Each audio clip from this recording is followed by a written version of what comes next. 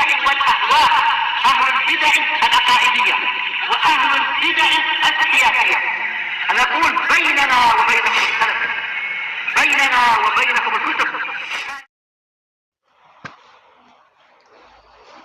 بسم الله الرحمن الرحيم. الحمد لله الذي أرسل رسوله بالهدى ودين الحق ليظهره على الدين كله وكفى بالله شهيدا. وأشهد أن لا إله إلا الله وحده لا شريك له إقرارا به وتوحيدا.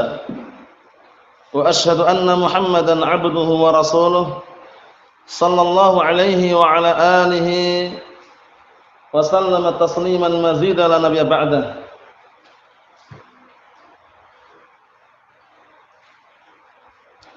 Ikhwani fid din, azzani wazakumullah wa barakallahu fikum. Kita lanjutkan bacaan terhadap kitab At-Tafsir Al-Muyassar, yang mana sekarang kita sudah memasuki penafsiran perkataan Allah Subhanahu wa taala di dalam surat Al-A'raf, yang terjemahan bebasnya ada tempat yang tinggi. Al-A'raf ada tempat yang tinggi. Kemarin sudah kita baca ayat yang pertama, kemudian ayat yang kedua, kemudian ayat yang ketiga sampai ayat yang kelima, yaitu seputar azab Allah Subhanahu wa taala, hukuman Allah Subhanahu wa taala itu datang tiba-tiba. Disebutkan kemarin, datangnya bisa jadi orang dalam kondisi dalam keadaan tidur malam atau dalam keadaan istirahat siang. Tidur siang, datang azab Allah Subhanahu wa taala secara tiba-tiba. Wal iyadu billah.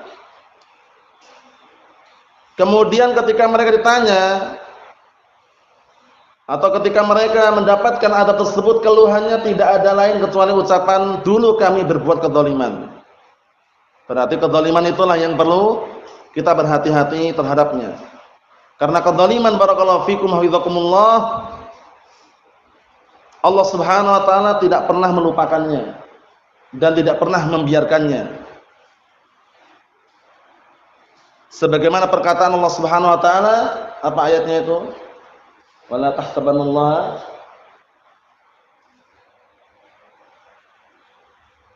Naam, wala tahsabannallaha ghafilan amma ya'maludz zalimun. Jangan sampai engkau mengira bahwasanya Allah Ta'ala itu lalai dari apa yang diperbuat oleh orang-orang yang zalim. Orang-orang yang zalim akan mendapatkan balasannya. Sampai-sampai Rasulullah SAW memberikan ultimatum, peringatan keras terhadap kezaliman. Karena orang yang terzalimi doanya dikabulkan. Wattaqid da'watal madlum.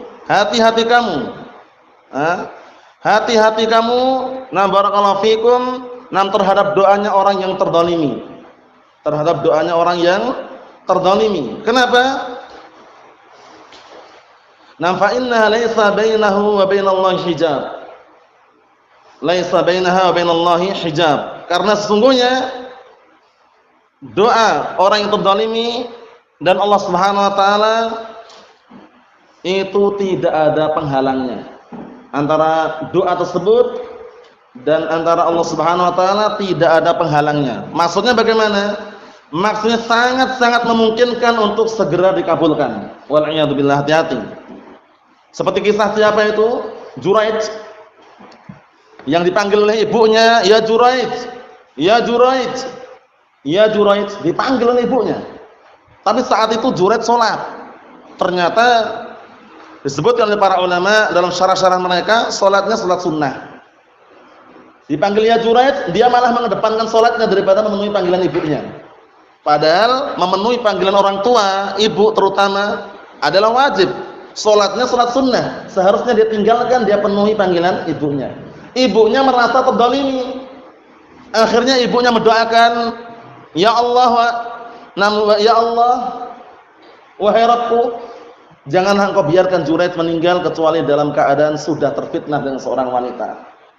Benar. Nah, barakallahu fikum, seorang wanita ingin mencoba memfitnah Juraij, walaupun Juraij tidak terjatuh dalam perzinaan tapi sudah terfitnah. Terfitnah dalam bagaimana, dalam keadaan bagaimana? Terfitnah dengan apa? Dengan manusia membencinya. Paham ya? Diuji dengan seorang wanita tadi itu.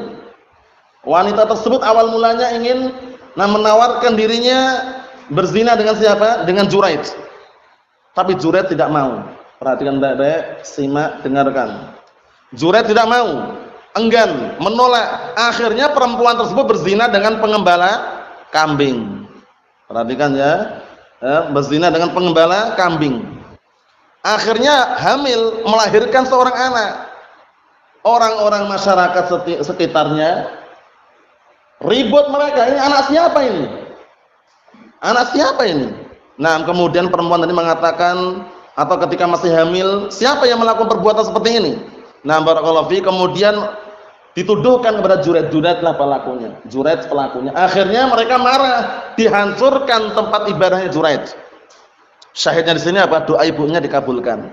Yaitu apa? Yaitu Juraid sudah diuji dengan ujian yang sangat berat itu. Tuduhan berzina dengan wanita tadi itu. Allahul musta'an. Akhirnya setelah itu Juraid mengatakan, tunggu dulu, karena mereka marah ingin barakallahu fikum menghakimi Juraid. Akhir tunggu dulu, setelah lahir ternyata anak tadi. Barakallahu fikum, Juraid sholat 2 rakaat terlebih dahulu, kemudian setelah lahir anak tadi barakallahu fikum ditanya oleh Juraid, "Man abuk, siapa bapakmu?" Nah, kemudian anak yang baru lahir tadi itu menjawab, "Abi ra'in." Atau kama qala Nabi sallallahu alaihi wasallam. Artinya apa? Bapakku adalah seorang pengembala. Ketemulah ternyata apa? Wanita tersebut hanya bikin fitnah, tapi syahidnya sudah apa? Dikabulkan doa ibunya Juraid. Karena apa? Ibunya merasa terzalimi.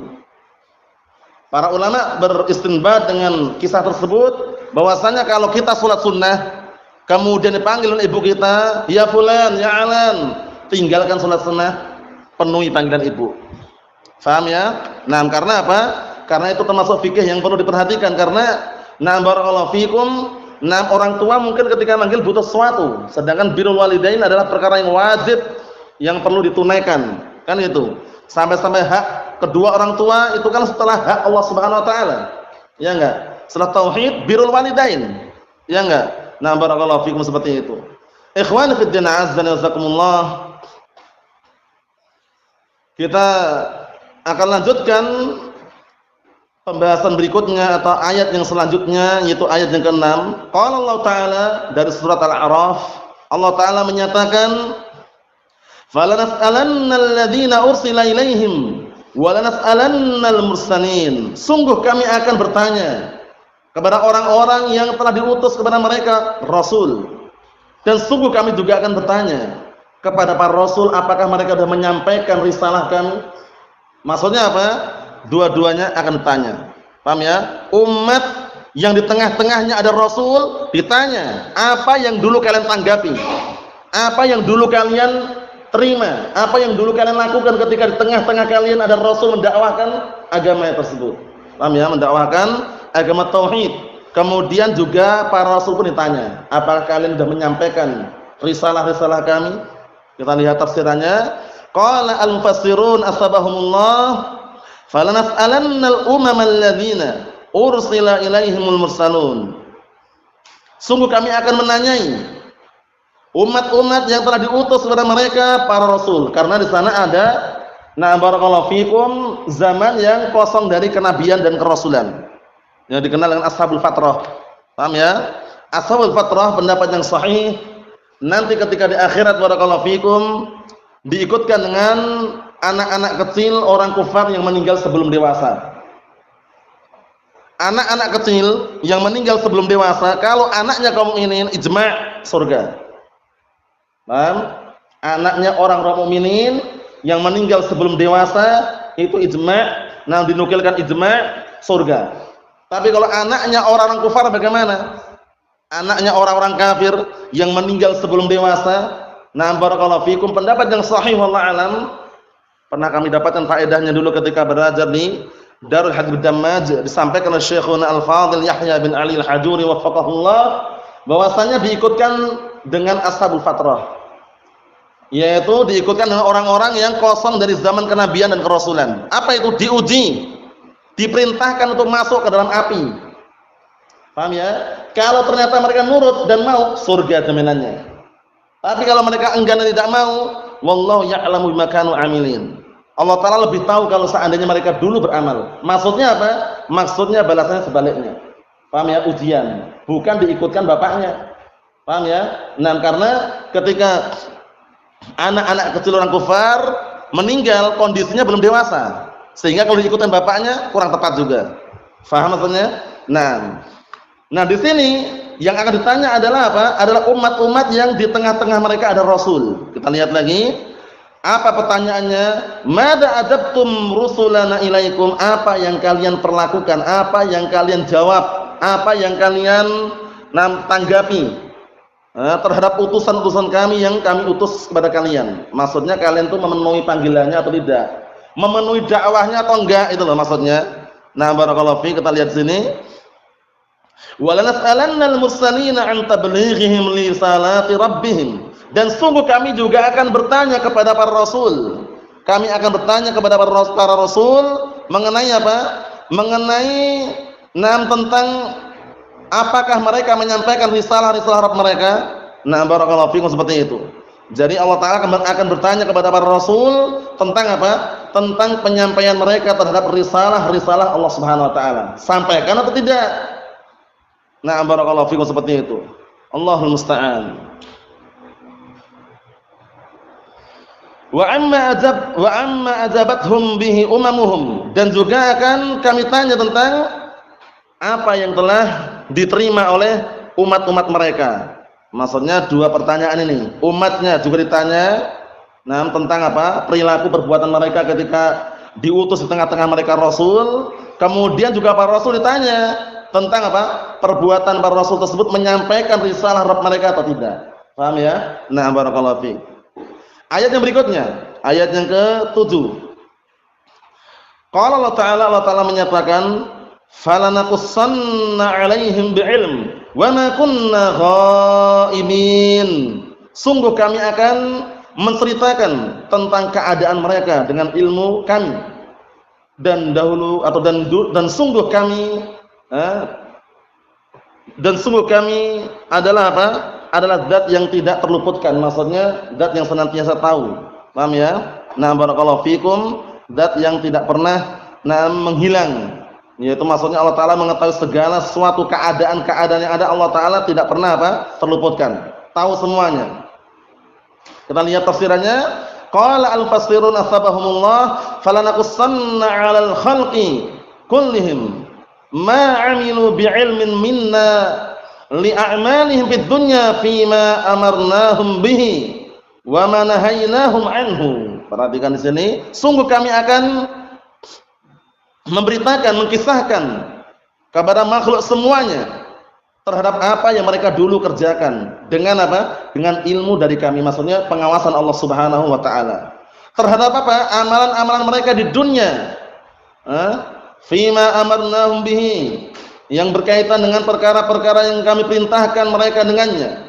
Wa ma nahaynahum anhu, dan perkara-perkara yang kami larang mereka darinya. Wa ma kunna ghaibin anhum fi halin minal ahwal, dan kami tidaklah apa?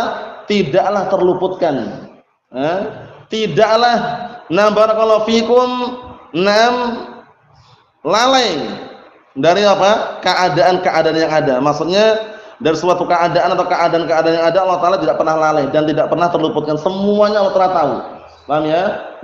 Allah Ta'ala hadir dalam artian tidak ghaib, tidak apa? Terluputkan dari pengetahuan dan juga pengawasan Allah Subhanahu wa ta'ala.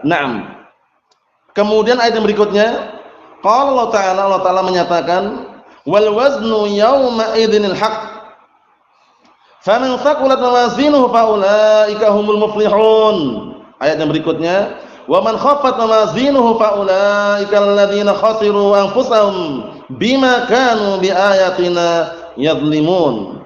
Artinya, dan timbangan itu pada hari tersebut benar adanya. Timbangan sudah kita lewati pelajarannya. Yang ditimbang itu ada 3 perkara. Imma amalannya, imma orangnya, imma catatan amalannya. Perhatikan baik-baik. Yang ditimbang nanti Nah, barakallahu fikum, imma orangnya, imma catatan amalannya, imma amalannya. Paham ya? Yang ditimbang orangnya kisah Abdullah bin Mas'ud radhiyallahu anhu. Suatu ketika beliau memanjat pohon siwak, pohon arok. Paham ya? Akhirnya apa? Karena begitu kecilnya betisnya Abdullah bin Mas'ud radhiyallahu anhu sehingga apa? Sehingga nah barakallahu fikum seakan-akan terombang-ambingkan oleh angin. Paham ya? Akhirnya segenap para sahabat tertawa mereka.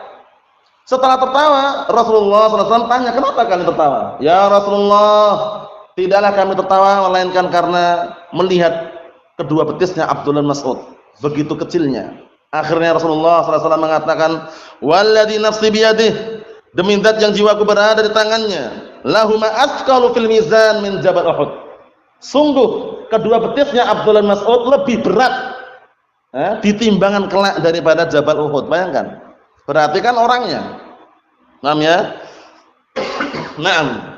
Kemudian juga hadis yang lain, naam akan yu'ta bi rajulin yaumil qiyamah, didatangkan nanti di hari kiamat seseorang yang badannya besar.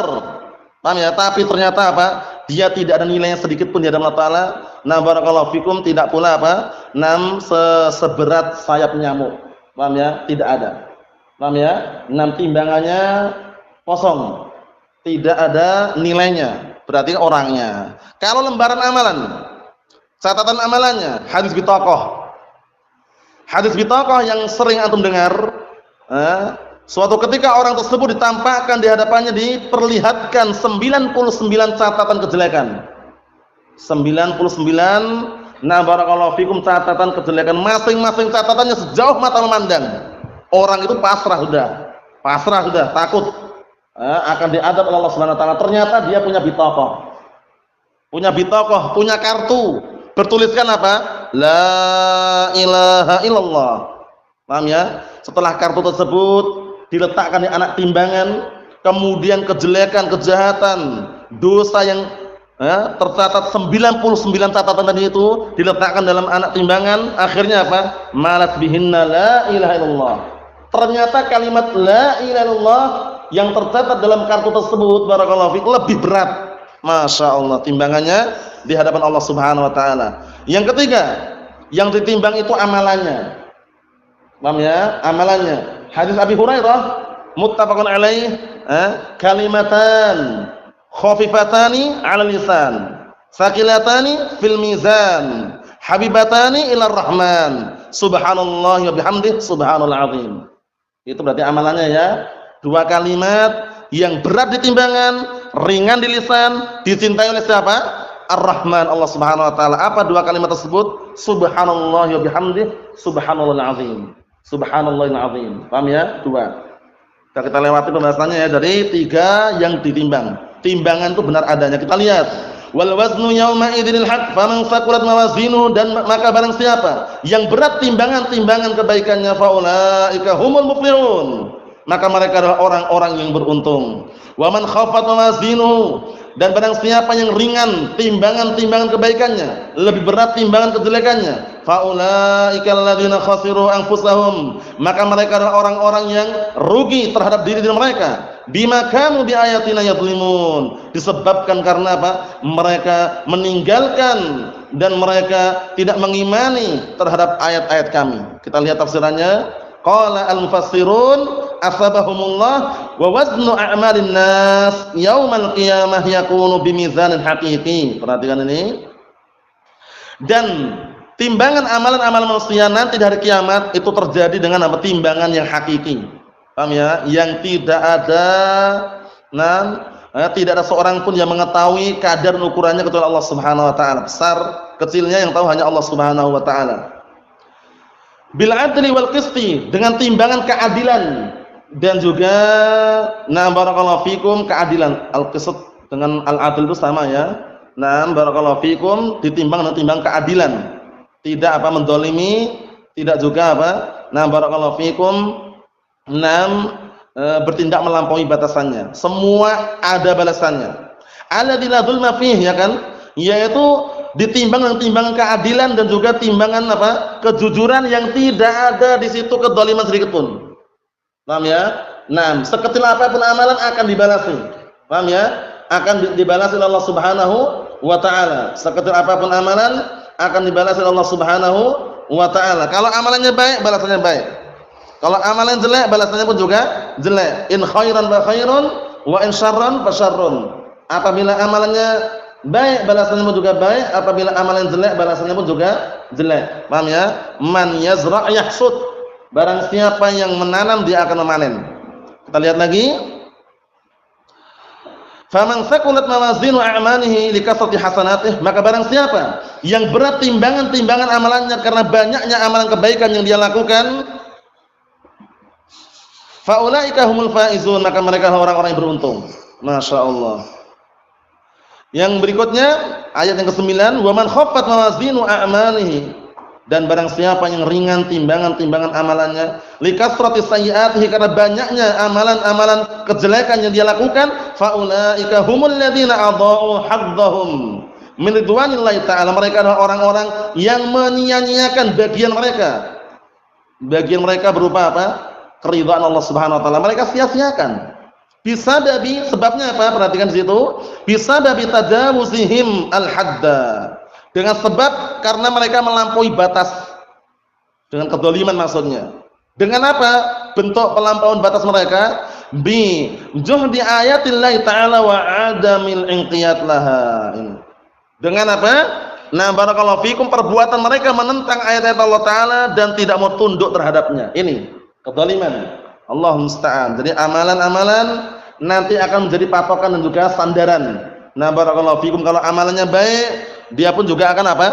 Mendapatkan kebaikan. Kalau amalan jelek, dia pun juga akan mendapatkan kejelekan. Dan sebelum itu semua, perhatikan ya, sebelum itu semua, nanti ketika di alam kubur, di kuburan, nah barakallahu fikum, dikebumikan, dimakamkan, itu sudah apa? Di awal permulaan sudah apa? Sudah disebutkan. Apa itu? Yang menyertai hanya amalan. Paham ya? Di dalam kuburan enggak ada harta, enggak bisa nemani. Paham ya? Makanya orang-orang, nah barakallahu fikum, kufar, orang-orang Cina atau yang semisalnya, yang mereka punya keyakinan harta juga ikut dikuburkan, itu enggak benar. Harta tidak bisa menemani. Keluarga juga tidak bisa menemani. Paham ya? Semua itu kembali ke dunia. Karena kalau orang udah mati, meninggal dunia, dimakamkan, dikebumikan, siapa? Apa yang akan kembali ke dunia? Dua perkara. Ya kan? Nah, barakallahu fikum, yatba'ul mayyit salat. Yang ngikutin mayit itu tiga perkara. Tiga ini enggak ngikutin semuanya. Yarji'u isnani wa yabqa wahid. Paham ya? Yang tersisa hanya satu, yang pulang ke dunia dua. Yarji'u ahluhu wa maluhu. Hartanya dan keluarganya kembali ke dunia. Wa yabqa amaluhu. Dan yang tersisa bersama si mayit adalah amalannya. Nah, nasallaha an yaj'alana minhum. Semoga kita termasuk orang-orang yang amalannya baik, sehingga apa? Nah, barakallahu fikum, dimuliakan Allah Subhanahu wa taala di alam kuburan tersebut. Karena apa? Karena di alam kubur tersebut, barakallahu fikum, walaupun itu baru awal manazil akhirah, awal tahapan-tahapan akhirat, tapi sudah mengerikan. Karena begitu datang, dikebumikan, langsung disambut, didatangi oleh dua malaikat, Munkar dan Nakir. Paham ya? Si mayit mengingkari, kenapa? Karena enggak pernah melihat sebelumnya, ngeri. Paham ya? Nah, barakallahu fikum, sebutkan apa? Dalam riwayat itu azraqan. Apa azraq itu? Biru. Paham ya? Nah, ngeri intinya ya. Menanyain tiga pertanyaan. Siapa Rabbmu? Siapa nabimu? Apa agamamu? Itu. Naam.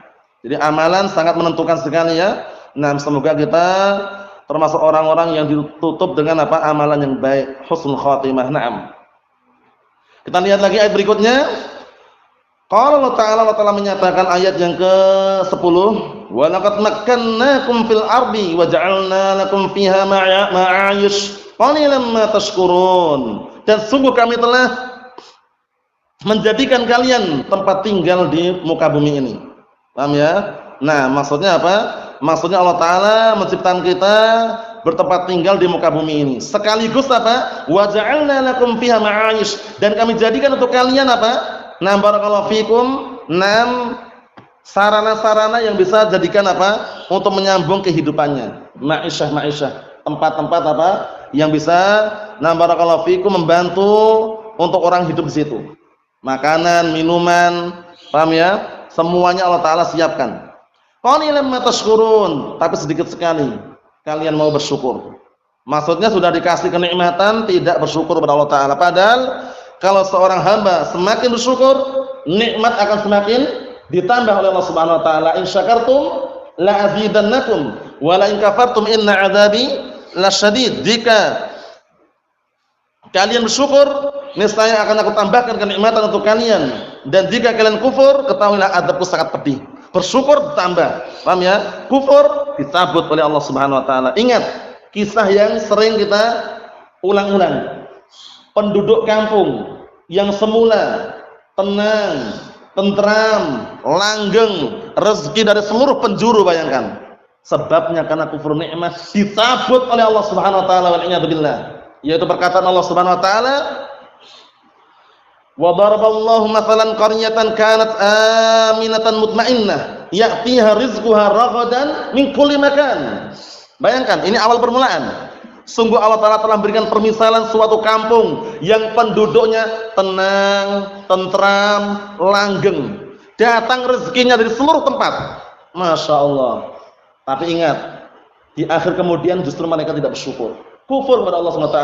Fakafarat bi an'amillah fa'adzaqaha Allahu libasal ju'i wal khaufi bima kanu yasna'un. Akhirnya apa? Justru mereka kufur terhadap nikmat Allah Ta'ala, tidak bersyukur. Paham ya? Nah, berbuat kesyirikan, berbuat kekufuran atau yang semisalnya, akhirnya apa? Allah Ta'ala balas. Allah Ta'ala hukum mereka dengan pakaian yang penuh dengan apa? Ketakutan dan kelaparan. Paham ya? Nah, barakallahu fikum, diuji di situ. Allah Ta'ala apa? Uji. Allah Ta'ala balas dengan apa? Rasa lapar dan keadaan yang penuh dengan apa? Nah, barakallahu fikum, ketakutan. Orang takut. Enggak tentram lagi, enggak tenang lagi. Sebabnya apa? Kufur nikmah. Karena kenikmatan kalau sudah ditetapkan oleh Allah Ta'ala kepada hambanya, itu tidak pernah Allah Ta'ala mencabutnya, kecuali hamba itu sendiri yang menyebabkannya. Paham ya? Karena hamba tidak mentauhidkan Allah, hamba berbuat syirik kepada Allah Ta'ala, hamba sendiri yang berbuat. Sebagaimana perkataan Allah Ta'ala, dzalika bi anna Allah lam yakun mughayyira. Dzalika bi anna Allah lam yakun mughayyiran ni'matan an'amaha 'ala qaumin hatta yughayyiru ma bi anfusihim. Yang demikian itu tidaklah Allah Ta'ala tidak pernah mengubah kenikmatan yang sudah diberikan kepada kaum, melainkan kaum sendiri yang mengubah. Dengan apa? Dengan kezaliman, kejahatan, kesyirikan. Akhirnya Allah Ta'ala apa? Mengubah yang semula kenikmatan menjadi bencana, wal iyad billah. Naam, sebabnya karena ulah tangan-tangan manusia itu sendiri. Ikhwani fi din, azza wa jazakumullah, kita lihat sini tafsirannya. Qala al-mufassirun asbahumullah wa laqad makkanna lakum ayyuhan nas fil ard. Sungguh kami telah menjadikan tempat tinggal untuk kalian wahai manusia di muka bumi. Wa ja'alnaha qararan lakum, dan kami jadikan muka bumi tersebut tempat tinggal untuk kalian menetap di situ. Wa ja'alna lakum fiha ma ta'ishuna bihi min mata'im wa masyarib. Kemudian kami jadikan untuk kalian di muka bumi tersebut sesuatu yang kalian bisa hidup dengannya, berupa makanan-makanan, minuman-minuman. Wa ma'a dzalik, ini penting ini, wa ma'a dzalik fasyukrukum li ni'amillah qalil. Bayangkan, sudah dikasih kenikmatan luar biasa, tapi rasa syukurnya kalian tuh kurang. Paham ya? Bersamaan dengan itu, syukurnya kalian terhadap nikmat-nikmat Allah sedikit. Paham ya? Nah, barakallahu fiik, hendaknya kita senantiasa bersyukur kepada Allah Subhanahu wa taala, karena bersyukur, nah barakallahu fiikum, merupakan apa? Merupakan sebab ditambahkannya nikmat.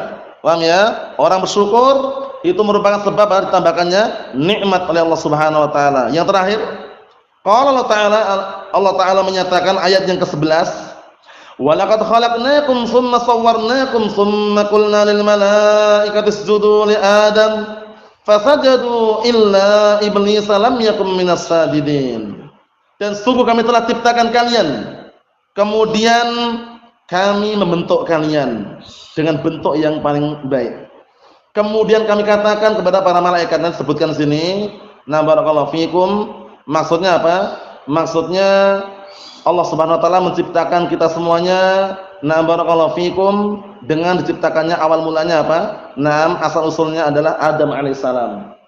Diciptakan dengan apa? Dengan bentuk keadaan yang paling mulia, yang diberikan keutamaan oleh Allah SWT kepadanya sehingga iblis pun iri. Kita lihat sini. Summa qulna lil malaikati isjudu li Adam, kemudian kami katakan kepada para malaikat untuk sujud kepada Adam, fasajadu. Penting ini. Mereka semuanya sujud illa iblisa. Ada pemahaman yang keliru di sini mengenai istisna. Paham ya? Illa iblisa, kata mereka, iblis itu aslinya malaikat katanya. Tapi karena enggak mau sujud, dikeluarkan dari langit, dikeluarkan dari surga katanya. Itu enggak benar. Karena illa di sini istisnanya bukan muttasil dan munqati'. Ingat-ingat pelajaran nahwu ya. Istisnanya bukan muttasil dan munqati'. Paham ya? Istisna ada dua kan? Ada yang muttasil, ada yang munqati'. Nah, kalau istisna muttasil itu yang dikecualikan tuh bagian dari yang dikecualikan darinya. Paham ya? Mustasna itu bagian dari mustasna minhu. Tapi kalau kalau muttasil, kalau munqati', mustasna itu bukan bagian dari mustasna minhu. Contohnya, ja'al himaru illa amron. Telah datang himar, paham ya? Kecuali amr. Amr bukan bagian himar. Atau contoh yang lain, ja'al qaumu illa himaran. Telah datang, barakallahu fikum, telah datang kaum kecuali himar. Himar apakah bagian dari kaum? Bukan. Berarti himar di situ apa? Termasuk pengecualian yang sifatnya apa? Munqati'. Ini juga sama. Iblis bukan malaikat. Illa iblisa. Paham ya? Sehingga iblis bukan bukan apa? Bagian dari malaikat. Istisnanya apa ini? Namanya munqati'. Ja'al qaumu illa Zaidan. Telah datang kaum kecuali Zaidan, masuk dari kaum, berarti istisna muttasil. Kalau di sini iblisa bukan bagian dari malaikat sehingga istisnanya munqati'. Illa iblisa lam yakun minas sajidin, kecuali iblis dia tidak mau sujud. Nanti sebutkan pada pertemuan yang akan datang sebabnya kenapa enggak mau sujud. Sombong. Dia main kias dia, tapi kiasnya kias yang fasid. Yang disebut para ulama awwalu man qasa iblis. Pertama kali bikin kias yang fasid adalah iblis. Kita baca dulu tafsirannya. Qala al-mufassirun asbahumullah, perhatikan baik-baik. Walaqad an'amna 'alaikum, dan sungguh kami telah memberikan nikmat atas kalian bi khalqi aslikum, yaitu dengan menciptakan asal usul kalian, wa huwa abukum Adam minal adam. Yaitu bapak kalian Adam dari semula yang tidak ada wujudnya.